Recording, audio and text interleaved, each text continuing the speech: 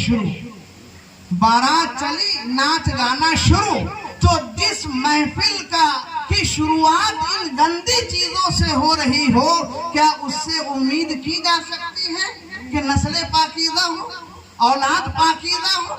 आज जो नस्लें आवारा हैं, आज जो ख्यालात आवारा हैं, आज जो ज़हने आवारा हैं, उसकी वजह सिर्फ यही है कि बारात जब रुखसत हो रही है, घर से चल रही है, तो वहां भी पटाखे छोड़े जा रहे हैं, और जब निकाह की महफिल खत्म हुई तब भी पटाखा छोड़ा जा रहा है। शुरुआत भी गलत और इख्तिताम भी गलत। और कहते हैं हजरत दावीज दीजिए ना, बेटा बड़ा बदमाश है। बेवकूफ, बदमाश बेटा नहीं है, तुम हो। कभी तुमने सोचा कि हमारा निकाह किस माहौल में हुआ?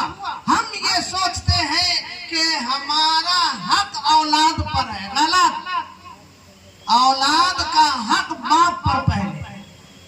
अभी बेटा दुनिया में नहीं आया, मगर इस्लाम ये कहता है कि हर आने वाला बेटा या बेटी का हक बाप और माँ पे मुतय्यन है।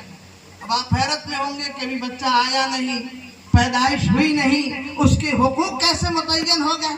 मगर हमारा तो हाल ये कि जैसे 15 साल का बेटा हुआ, चलो कमा के दो, मैंने तुम्हें पैदा किया, मेरा तुम पर एहसान है, मैं तुम्हें खाना खिला रहा हूँ, मैं तुम्हारे कपड़े का एहतमाम कर रहा हूँ। ये सारी चीजें बाद में, पहले ये सोचना है कि आने वाली औलाद का माँ बाप पे क्या हक है।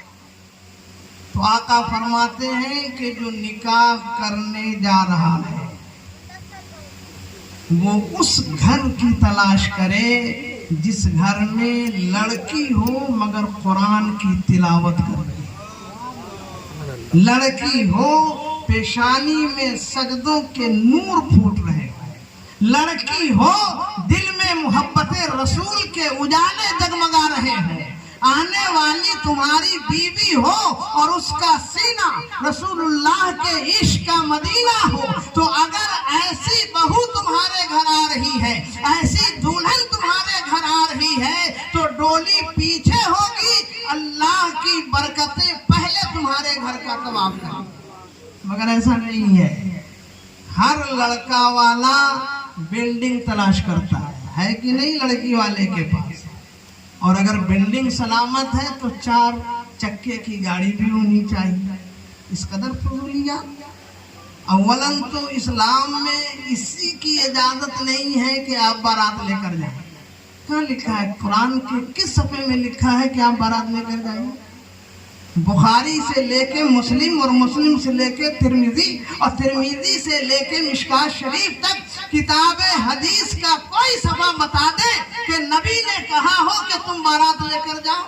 और वो भी मैं 200 लेके आऊंगा, 300 लेकर आऊंगा। और सुनिए, खाने में ये होना चाहिए, शर्म तो आनी चाहिए। तुम किससे डिमांड कर रहे हो? अपने भाई से, जिसे तुमने ये नहीं देखा कि उनके हालात क्या है, तुमने यही नहीं देखा उसका माहौल क्या है, तुमने सिर्फ ये देखा कि मैं बेटा वाला हूँ, मेरा सीना फख्र से ऊंचा होना चाहिए। गलत। हमारे हिंदुस्तान में जो सबसे पहली गलती है वो ये कि रिश्ते के लिए बेटी वाला बेटे वाले के पास जाता है, और बेटी वालों के पाँव में जो जूते हैं सिर्फ उसके तलवे नहीं घिसते, बाप का तलवा घिस जाता है। ये है या नहीं? ये सच्चाई है या नहीं? बोले आप। और अगर सच्चाई है तो ये खिलाफे शरा है, ये इस्लाम का पैगाम और नबी का हुक्म नहीं है। इस्लाम ये कहता है कि लड़का वाला लड़की वाले के पास पैगाम निकाले, और उसकी जिंदा मिसाल कहीं और नहीं तलाश करनी है, नबी के घर में आ जाए। नबी ये नाज़े रहमत है, और नबी की शहजादी जिसे फातिमा कहते हैं, सैयदे कायनात कहते हैं, औरतें जो जन्नत में जाएंगी उन तमाम औरतों की सरदार सैयदे कायनात फातिमातुज़ ज़हरा हैं। उनके निकाह का मसला तो नबी अली के पास नहीं गए, अली नबी की बारगाह में हाजिर हैं। या रसूल अल्लाह, आपकी शहजादी फातिमा से से मैं निकाह करना चाहता हूं। ऐसा नहीं है कि माज़अल्लाह, आपको मालूम होनी चाहिए कि दुनिया में अब तक फातिमा से ज्यादा हसीन कोई बेटी पैदा नहीं हुई। और सिर्फ चेहरे का हुस्न नहीं है, किरदार का हुस्न भी बहुत अच्छा है, सीरत का जमाल भी बहुत अच्छा है, कैरेक्टर इतना हसीन है कि किसी ने फातिमा के आंचल को नहीं देखा, चेहरा तो दूर की बात है।